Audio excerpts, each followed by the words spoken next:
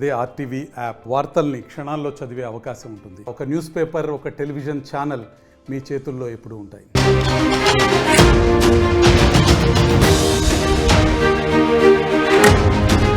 Breaking news చూస్తున్నారు. మావోయిస్టుల ఏరువేత లక్ష్యంగా ఆపరేషన్ కగార్ కొనసాగుతోంది. తాజాగా ఐఈడీ బాంబులు పేలి 2 జవాన్లకు తీవ్ర గాయాలయ్యాయి.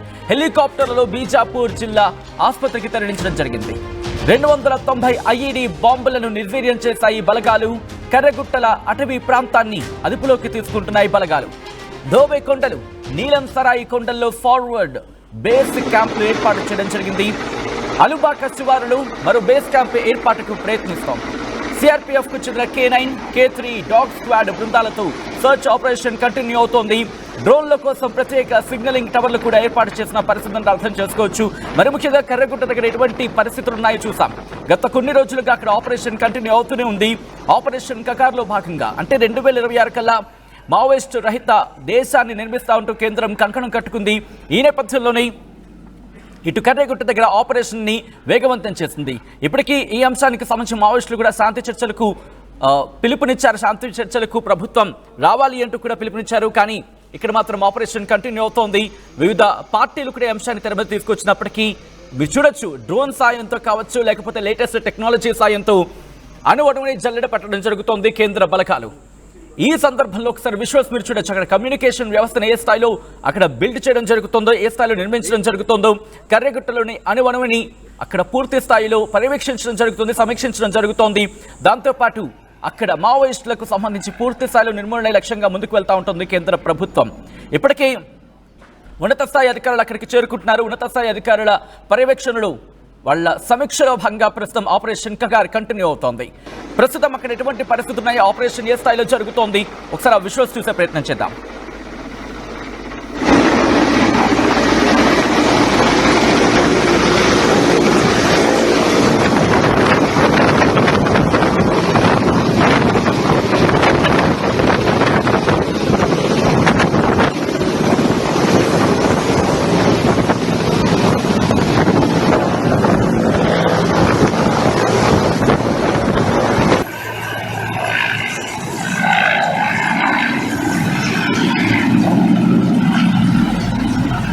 విజువల్స్ మీరు చూస్తున్నారు.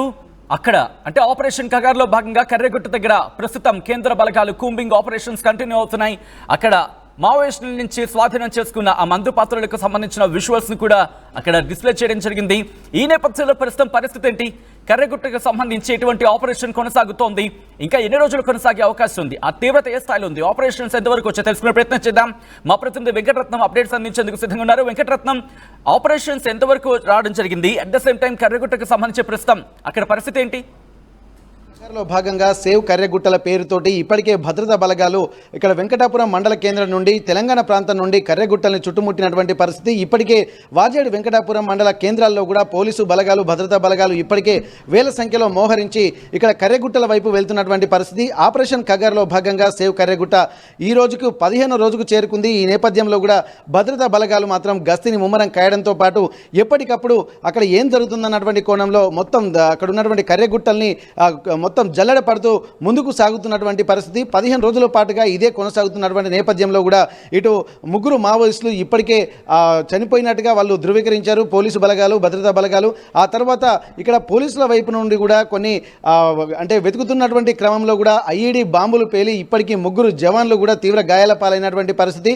ఈరోజు భద్రతా బలగాలు కూడా వెతుకుతున్నటువంటి సమయంలో కొన్ని బాంబులను నిర్వీర్యం చేసేటువంటి క్రమంలో కూడా కొన్ని బాంబులు పేలడంతో కూడా వాళ్ళు ప్రాణాపాయ స్థితిలో కూడా ఉంటున్నటువంటి పరిస్థితి. వెంటనే వారిని హుటాహుటిగా బీజాపూర్కు హెలికాప్టర్ల ద్వారా తరలిస్తున్నారు. ఇప్పటికీ ఈ ఐఈడీ బాంబులకు సంబంధించి కూడా 200కు పైగా బాంబులను నిర్వీర్యం చేశారు. దాంతోపాటు అక్కడ కర్రగుట్టల్లో పేలుతున్నటువంటి బాంబుల శబ్దాలు కూడా అవే అన్నటువంటి కోణంలో కూడా కనిపిస్తున్నటువంటి పరిస్థితి. ప్రస్తుతానికైతే ఇక్కడ భద్రతా బలగాల సంఖ్య 5,000 నుండి 10,000, 10,000 నుండి 20,000, ఇప్పుడు 26,000కు పైగా భద్రతా బలగాలు చేరుకుంటున్నాయన్నటువంటి వార్తలు వస్తున్నాయి.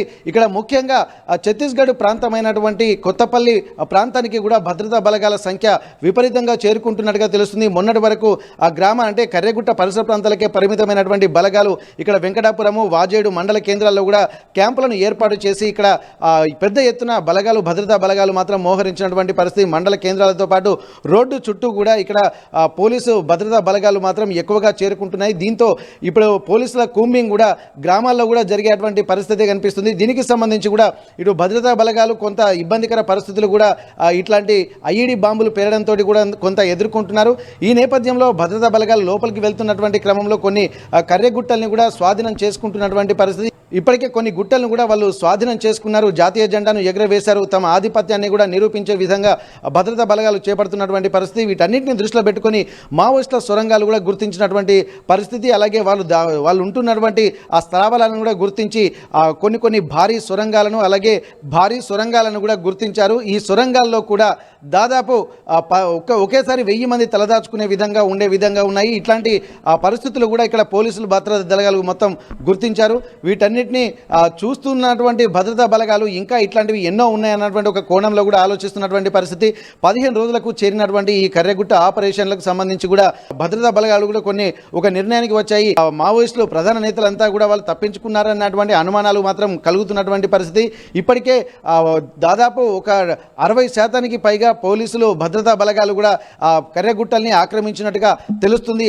అయినప్పటికీ కూడా భద్రతా బలగాల యొక్క ఆపరేషన్ కొనసాగుతుంది. ఇటు మావోయిస్టులు అక్కడ వాళ్ళను పట్టుకోవడమా లేకపోతే ఏం జరుగుతుందన్నటువంటి కోణంలో ఒక ఉత్కంఠ వాతావరణం అయితే కనిపిస్తున్నటువంటి నేపథ్యంలో ఇక్కడ పోలీసులు కూడా అంటే ఛత్తీస్గఢ్ ప్రభుత్వం కూడా చెప్తుంది ఇక్కడ తెలంగాణ రాష్ట్ర ప్రభుత్వం కూడా పూర్తి స్థాయిలో తమకు సహకారం అందించడం లేదన్నటువంటి ఒక కోణంలో కూడా ఇక్కడ ఛత్తీస్గఢ్ భద్రతా బలగాలు కూడా చెప్తున్నటువంటి నేపథ్యంలో కూడా ఇక్కడ మావోయిస్టుల ఉనికి ఎట్టి పరిస్థితుల్లో కర్రెగుట్టలో ఉండకుండా చేయడమే తమ లక్ష్యంగా ఛత్తీస్గఢ్ భద్రతా బలగాలు భావిస్తున్నాయి. అందులో భాగంగానే మొత్తం అణువణువు జల్లెడ పడుతూ వెళ్తున్నటువంటి పరిస్థితి. ఇప్పటికే తెలంగాణతో పాటు ఛత్తీస్గఢ్లో కూడా బేస్ క్యాంపులను ఏర్పాటు చేసినటువంటి క్రమంలో ఇక్కడ బేస్ క్యాంపులు అంటే అక్కడ వాళ్ళు పోలీసు బలగాలు కూడా 3 కాలాలలో కూడా అక్కడే ఉండి సెర్చ్ చేసే విధంగా కూడా ఒక ప్రణాళికలు కూడా సిద్ధం చేస్తున్నట్టుగా తెలుస్తుంది. వీటన్నింటిలో భాగంగా ఇప్పటికే 3 మావోయిస్టులను హతమార్చామన్నటువంటి ఆ సూచన ఒక ఇన్ఫర్మేషన్ రిలీజ్ చేశారు. మరోవైపు మొన్న భద్రతా బలగాలలో ఒక మావోయిస్టును మాత్రం పట్టుకున్నారన్నటువంటి ఒక సమాచారం అయితే తెలుస్తుంది. వీటన్నిటి నేపథ్యంలో కూడా ఒకవేళ మావోయిస్టులు అక్కడ ఉన్నా లేకున్నా కానీ కర్రెగుట్టల్ని తమ ఆధీనంలోకి తీసుకోవడమే తమ ప్రధాన కర్తవ్యంగా ఛత్తీస్గఢ్ భద్రతా బలగాలు కూడా ముందుకు సాగుతున్నటువంటి పరిస్థితి. వీటన్నిటి నేపథ్యంలో ఇక్కడ పోలీసు భద్రతా బలగాలకు సంబంధించి కూడా హెలికాప్టర్లు కూడా విపరీతమైనటువంటి చక్కర్లు కొడుతున్నటువంటి పరిస్థితి గత 2-3 రోజుల నుంచి జరుగుతుంది. ఈ నేపథ్యంలో కూడా భద్రతా బలగాలు వాళ్ళకి సంబంధించి ఆ ఫుడ్కు సంబంధించి ఆహార పదార్థాలను కూడా భారీ సంఖ్యలో చేరవేస్తున్నట్టుగా తెలుస్తుంది. వీటన్నిటినీ చూస్తే మరికొద్ది రోజులు ఆపరేషన్ కగారు అలాగే సేవ్ కర్రెగుట్టల పేరుతో ఈ కూంబింగ్ కొనసాగుతుందా అన్నటువంటి ఒక అనుమానాలు అయితే కలుగుతున్నాయి. కానీ ఛత్తీస్గఢ్ ప్రభుత్వ అధికారులు చెప్తున్నటువంటి పరిస్థితిని బట్టి చూస్తే ఇక్కడ ఛత్తీస్గఢ్లో అలాగే తెలంగాణ రాష్ట్ర సరిహద్దుల్లో కూడా బేస్ క్యాంపులను ఏర్పాటు చేసి కొంతమంది పోలీసు బలగాలని అక్కడే ఉంచి మళ్ళీ మావోయిస్టుల ఉనికి లేకుండా చేయడమే తమ ప్రధాన కర్తవ్యం అన్నటువంటి కోణంలో కూడా ఇక్కడ ఛత్తీస్గఢ్ ప్రభుత్వ అధికారులు కూడా చెప్తున్నటువంటి పరిస్థితి. ఏదేమైనప్పటికీ కూడా ఇప్పటికీ 15 రోజులకు చేరుకుంటున్నటువంటి కర్రెగుట్ట ఆపరేషన్ కూడా మరికొద్ది రోజులు కూడా జరిగేటువంటి పరిస్థితి. ఇప్పటి వరకు అయితే 3 జవాన్లు కూడా ఐఈడి బాంబులు పేలి గాయాలపాలయ్యారు. వారిని బీజాపూర్ ఆసుపత్రికి తరలించారు. 3 మావోయిస్టులు హతమైనట్టు ఇక్కడ పోలీసు అధికారులు చెప్పారు. ఒకరిని అదుపులోకి తీసుకున్నట్టుగా భద్రతా బలగాలు కూడా చెప్తున్నటువంటి పరిస్థితి నెలకొంది. Over to studio.